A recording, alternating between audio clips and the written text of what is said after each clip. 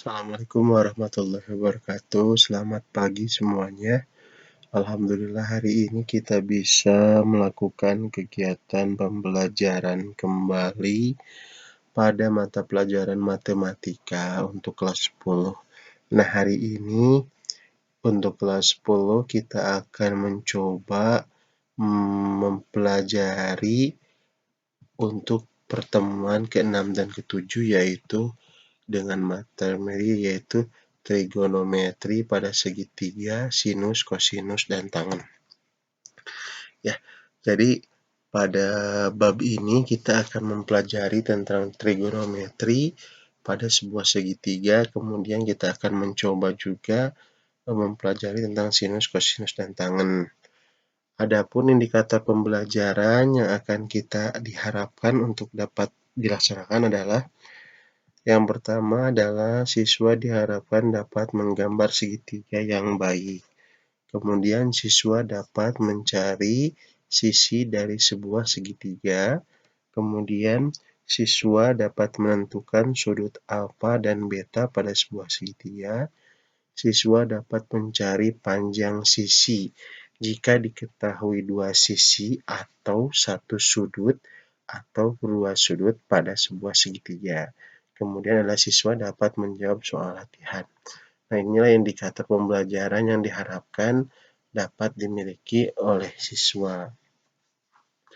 Langsung saja kepada materi pembelajaran pada pertemuan ke-6, itu adalah tentang segitiga. Nah, pada dasarnya sebuah segitiga itu jenisnya banyak. Ada segitiga sama kaki, ada segitiga siku-siku, ada segitiga sembarang. Nah, yang akan kita pelajari pada pertemuan ini yaitu tentang segitiga siku-siku. Apa sih segitiga siku-siku? Segitiga siku-siku adalah segitiga yang memiliki sudut siku-siku pada salah satu bagiannya. Jadi, dikatakan segitiga siku-siku ketika salah satu bagian atau sisi dari sebuah segitiga tersebut memiliki sudut siku-siku. Nah, berapa sudut siku-siku itu? Dikatakan sebuah sudut siku-siku adalah ketika sudut tersebut memiliki derajat yaitu 90 derajat. Nah, pada segitiga ABC ini yang disebut dengan segitiga siku-sikunya adalah pada poin B ini, pada sudut B. Kenapa? Karena dia membentuk sudut 90 derajat. Nah, bagaimana dengan sudut A dan sudut C? Sudut A dan sudut C bukan sudut siku-siku, karena sudut ini adalah termasuk dalam sudut lancip atau kurang dari 90 derajat. Oke, jadi kesimpulannya, dikatakan segitiga siku-siku adalah ketika segitiga itu memiliki sudut siku-siku yang berderajat 90 derajat. Kita lanjutkan. Nah, dalam pengerjaan soal segitiga, itu biasanya kita akan menemukan aturan rumus Pitagoras. Apa sih aturan rumus Pitagoras itu? Rumus Pitagoras adalah salah satu rumus yang bertujuan untuk mencari salah satu sisi dengan cara mengakarkan daripada hasil penjumlahan dan pengurangan sisi. Nah, kita amati segitiga ABC ini. Segitiga ABC ini terdiri daripada 3 buah sisi dan 3 buah sudut. Nah, huruf A, B, dan C yang berbentuk kapital ini adalah sudut. Sudut A, sudut B, dan sudut C. Sudut B pasti 90 derajat. Sudut A pasti kurang dari 90 derajat, begitupun dengan sudut C. Nah, sudut A ini akan berbanding lurus dengan sebelah sini. Kemudian sudut B akan berbanding lurus ke sebelah sini. Dan sudut C akan berhadapan dengan sudut C sebelah sini. Nah, itu untuk sudut. Yang kedua, aturan yang kedua adalah sisi. mana sisi dalam sebuah segitiga. Nah, dikatakan sisi adalah panjang sisi dari A ke B, maka dinamakan sisi AB. B ke C dinamakan sisi BC. Begitupun dari sisi C ke A dinamakan sisi CA. Nah, sisi AB yang berada pada posisi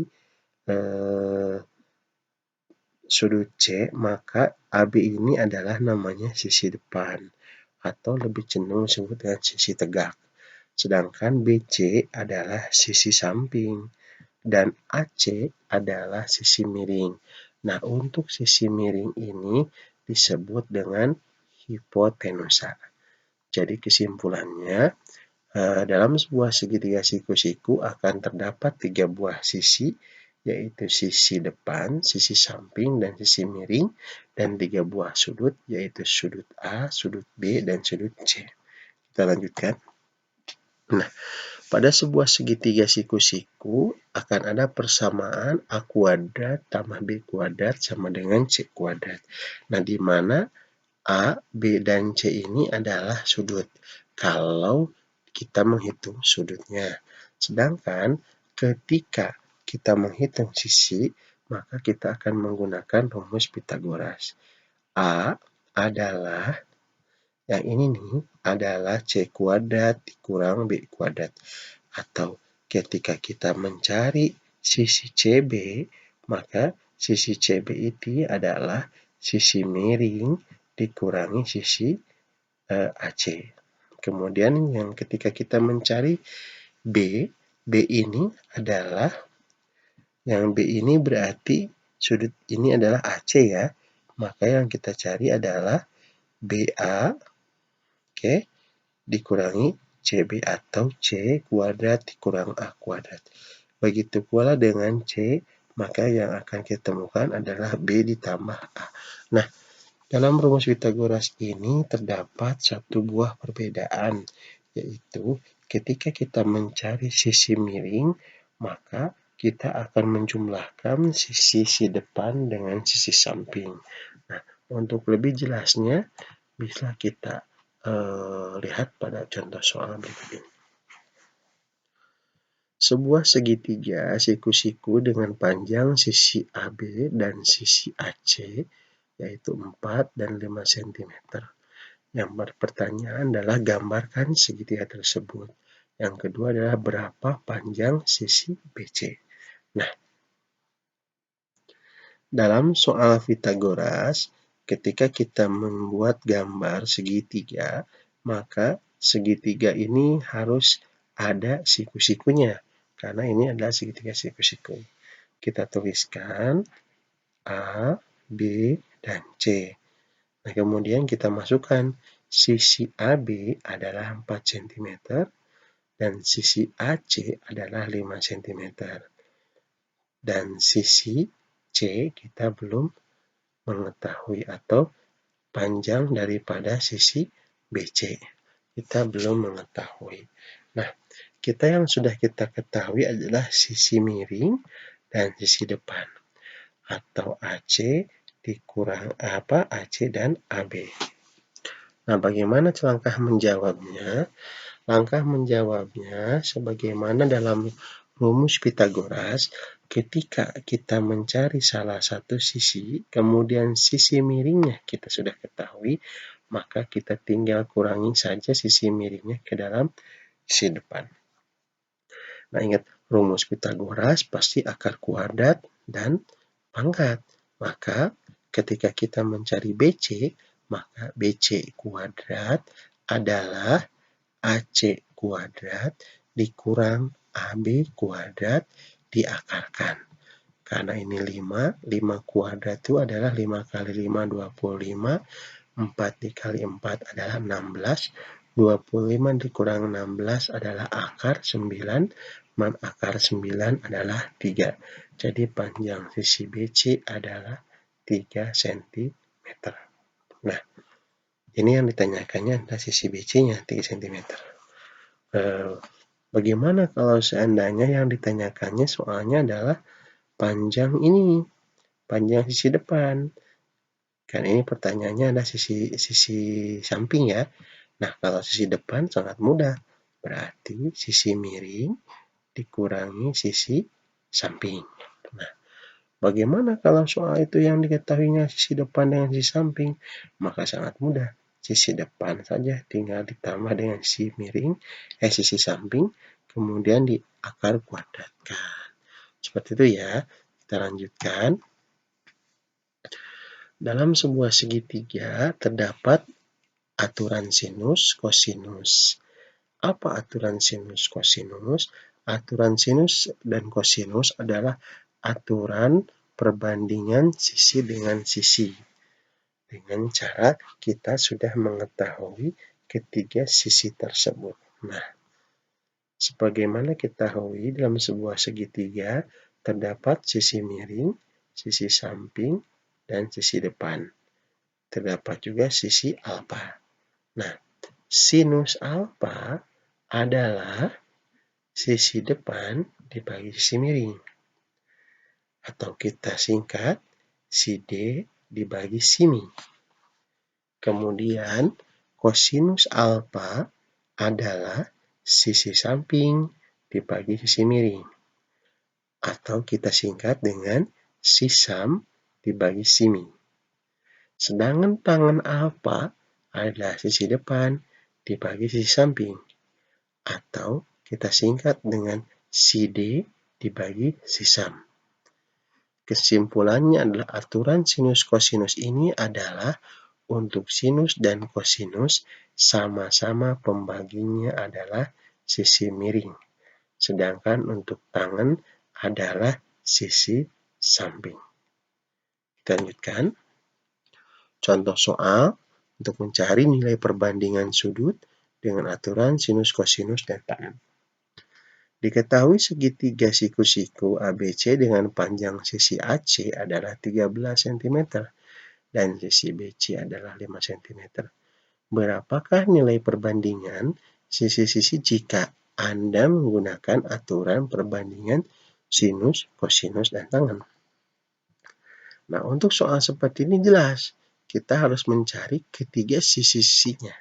Sedangkan kita baru mengetahui dua buah sisi. Maka langkah menjawab adalah kita gambar dulu segitiga siku-sikunya.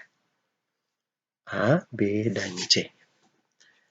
AC adalah 13 cm. Berarti AC ini adalah sisi miring. Kemudian BC adalah 5 cm. Berarti BC ini adalah sisi samping. Jadi yang menjadi pertanyaan adalah berapakah panjang sisi depan? Nah, karena kita sudah mengetahui dua buah sisi, maka kita akan menggunakan aturan Pythagoras, yaitu sisi miring, yaitu AB kuadrat adalah akar daripada AC kuadrat dikurang BC kuadrat. Oke. 13 kuadrat dikurang 5 kuadrat. 13 kuadrat nilainya adalah 169, yaitu 13 dikali 13. Sedangkan 5 cm, 5 kuadrat adalah 5 dikali 5, 25. Sehingga 169 dikurang 25 adalah 144. Akar dari 144 adalah 12. Jadi, panjang sisi AB adalah 12 cm.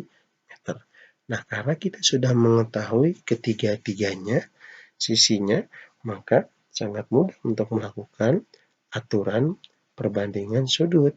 Maka langkah berikutnya adalah kita masukkan ke dalam rumus aturan perbandingan sudut.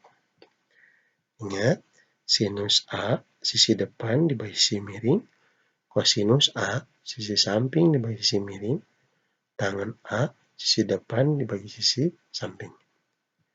Maka sinus A adalah sisi depan dibagi sisi miring.